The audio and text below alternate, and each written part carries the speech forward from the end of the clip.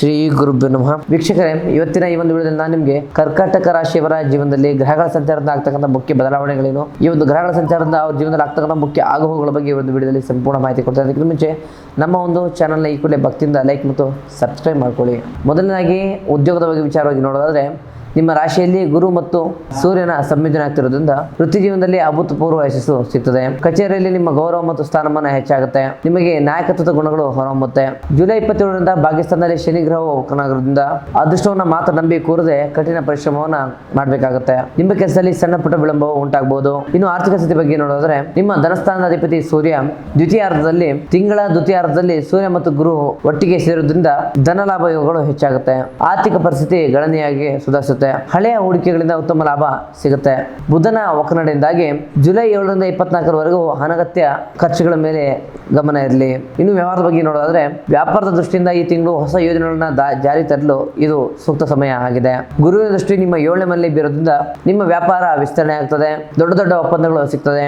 ಆದರೆ ಬುಧ ಮತ್ತು ಶನಿ ಗ್ರಹ ವಕ್ರನೆಯಲ್ಲಿ ಇರೋದ್ರಿಂದ ಪಾರ್ಟ್ನರ್ಶಿಪ್ ವ್ಯವಹಾರದಲ್ಲಿ ಯಾವುದೇ ಸಹಿ ಹಾಕೋ ಮುನ್ನ 100 ಬಾರಿ ಪರಿಶೀಲನೆ ಮಾಡಬೇಕಾಗುತ್ತೆ. ಇನ್ನು ಪ್ರೀತಿ ಮತ್ತು ಕುಟುಂಬದ ಬಗ್ಗೆ ನೋಡೋದಾದ್ರೆ, ಗುರುವಿನ ಅಮೃತ ದೃಷ್ಟಿ ನಿಮ್ಮ 5ನೇ ಮನೆಯಾದಂತಹ ಪ್ರೇಮ ಮತ್ತು ಸಂತಾನದಲ್ಲಿ ಇದೆ. ಇದರಿಂದ ಪ್ರೇಮ ಜೀವನದಲ್ಲಿ ಅತ್ಯಂತ ಮಧುರ ಕ್ಷಣಗಳು ಉಂಟಾಗುತ್ತೆ. ಸಂಗಾತಿಯೊಂದಿಗೆ ಸಂಬಂಧಗಳು ಗಟ್ಟಿಯಾಗುತ್ತೆ. ಯಾರೆಲ್ಲ ಮದುವೆ ಆಗಿಲ್ಲ ಅವರಿಗೆಲ್ಲ ನಿಮಗೆ ಮನಸ್ಸಿಗೆ ಒಪ್ಪುವಂತ ಸಂಬಂಧಗಳು ಸಿಗುತ್ತೆ. ಇನ್ನು ಕುಟುಂಬ ವಿಚಾರದಲ್ಲಿ ನಿಮ್ಮ ರಾಶಿಯಲ್ಲಿ ಶುಭ ಗ್ರಹಗಳ ಸಂಚಾರ ಇರೋದ್ರಿಂದ ಕೌಟುಂಬಿಕವಾಗಿ ಇದು ತುಂಬಾ ಸಂತಸದ ತಿಂಗಳು. ಮನೆಯಲ್ಲಿ ನೆಮ್ಮದಿ ಮತ್ತು ಶಾಂತಿ ನೆಲೆಸುತ್ತೆ. ಮನೆಯಲ್ಲಿ ಮದುವೆ ಮತ್ತು ಗೃಹ ಪ್ರವೇಶದಂತಹ ಶುಭ ವಿಚಾರಗಳು ನಡೆಯುತ್ತೆ. ಇನ್ನು ಆರೋಗ್ಯ ವಿಚಾರವಾಗಿ ನೋಡೋದಾದ್ರೆ, ಉಚ್ಚ ಗುರುವಿನ ಪ್ರಭಾವ ಇರೋದ್ರಿಂದ ನಿಮ್ಮ ಇಮ್ಯುನಿಟಿ ಪವರ್ ಜಾಸ್ತಿ ಆಗುತ್ತೆ.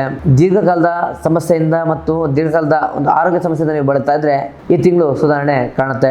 ಜುಲೈ 27ರಿಂದ ಶನಿ ಸ್ವಲ್ಪ ವಕ್ರನಾಗೋದ್ರಿಂದ ಅತಿಯಾದ ಯೋಜನೆ ಮತ್ತು ಮಾನಸಿಕ ಒತ್ತಡ ಕಾಣಬಹುದು. ಸರಿಯಾದ ಸಮಯಕ್ಕೆ ಊಟ ಮತ್ತು ನಿದ್ದೆಯನ್ನ ಮಾಡಬೇಕಾಗುತ್ತೆ. ನಿಮ್ಮ ಗ್ರಹಗಳ ಶುಭ ಫಲಗಳನ್ನ ಸರಿಪಡಿಸಲು ನಾನು ಹೇಳುವಂತ ಸಣ್ಣ ತಂತ್ರವನ್ನ ಮಾಡಬೇಕಾಗುತ್ತೆ. ಪ್ರತಿದಿನ ಬೆಳಿಗ್ಗೆ ನಿಮ್ಮ ತಾಯಿಯ ಪಾದವನ್ನು ಮುಟ್ಟಿ ಆಶೀರ್ವಾದ ಪಡೆಯಬೇಕಾಗುತ್ತೆ. ಚಂದ್ರನ ಬಲ ಹೆಚ್ಚಲು ನಿಮ್ಮಲ್ಲಿ ಸದಾ ಸ್ವಚ್ಛತೆಯನ್ನ ಕಾಪಾಡಿ. ಪ್ರತಿನಿತ್ಯ ನೀವು ಸ್ನಾನ ಮಾಡೋ ನೀರಿಗೆ ಸ್ವಲ್ಪ ಅರಿಶಿಣವನ್ನ ಮಿಶ್ರಣ ಮಾಡಿ ಸ್ನಾನವನ್ನು ಮಾಡಬೇಕಾಗುತ್ತೆ. ಮೂಕ ಪ್ರಾಣಿಗಳಿಗೆ ಅಥವಾ ಕಾಗೆಗಳಿಗೆ ಅನ್ನವನ್ನ ನೀಡಬೇಕಾಗುತ್ತೆ. ಬುಧವಾರದ ದಿನ ಅಥವಾ ಗುರುವಾರ ದಿನ ಹಸುವಿಗೆ ಹಸಿರು ಹುಲ್ಲನ್ನ ತಿನ್ನಿಸಬೇಕಾಗುತ್ತೆ. ಈ ಒಂದು ರಾಶಿಯವರ ಅದೃಷ್ಟ ಸಂಖ್ಯೆ 4 ಮತ್ತು 8 ಆಗಿರುತ್ತೆ. ಜೊತೆಗೆ ಈ ಒಂದು ರಾಶಿಯವರ ಅದೃಷ್ಟ ಬಣ್ಣ ಕೇಸರಿ ಮತ್ತು ಬಿಳಿ ಆಗಿರುತ್ತೆ. ಒಟ್ಟಾರೆಯಾಗಿ ಇದಾಗಿತ್ತು ಕರ್ಕಾಟಕ ರಾಶಿಯವರ ಜುಲೈ ತಿಂಗಳ ಸಂಪೂರ್ಣ ಮಾಸ ಭವಿಷ್ಯ. ನಮ್ಮ ಈ ಒಂದು ವಿಡಿಯೋನ ಹೆಚ್ಚಾಗಿ ನಿಮ್ಮ ಒಂದು ಕರ್ಕಾಟಕ ರಾಶಿಯವರ ಸ್ನೇಹಿತರ ಜೊತೆಗೆ ಹಂಚಿಕೊಳ್ಳಿ. ಹಾಗೆ ನಮ್ಮ ಒಂದು ವಿಡಿಯೋನ ಹೆಚ್ಚಾಗಿ ಲೈಕ್ ಮಾಡಿ ಮತ್ತು ಶೇರ್ ಮಾಡಿ. ಇನ್ನು ನಿಮ್ಮ ಜೊತೆ ಇರ್ತಕ್ಕಂಥ ಯಾವುದೇ ಕಠಿಣ ಗುಪ್ತ ಸಮಸ್ಯೆಗಳ ಪರಿಹಾರಕ್ಕೋಸ್ಕರ ಸ್ಕ್ರೀನ್ ಮೇಲೆ ಕಾಣ್ತಕ್ಕಂಥ ನಂಬರ್ಗೆ ಕರೆ ಮಾಡಿ ನಮ್ಮ ನೇರ ಭೇಟಿಯಾಗಿ ನಿಮ್ಮ ಸಮಸ್ಯೆನ ಪರಿಹಾರ ಮಾಡ್ಕೊಳ್ಳಿ. ಮುಂದಿನ ವಿಡಿಯೋದಲ್ಲಿ ಸಿಗೋಣ. ಧನ್ಯವಾದಗಳು.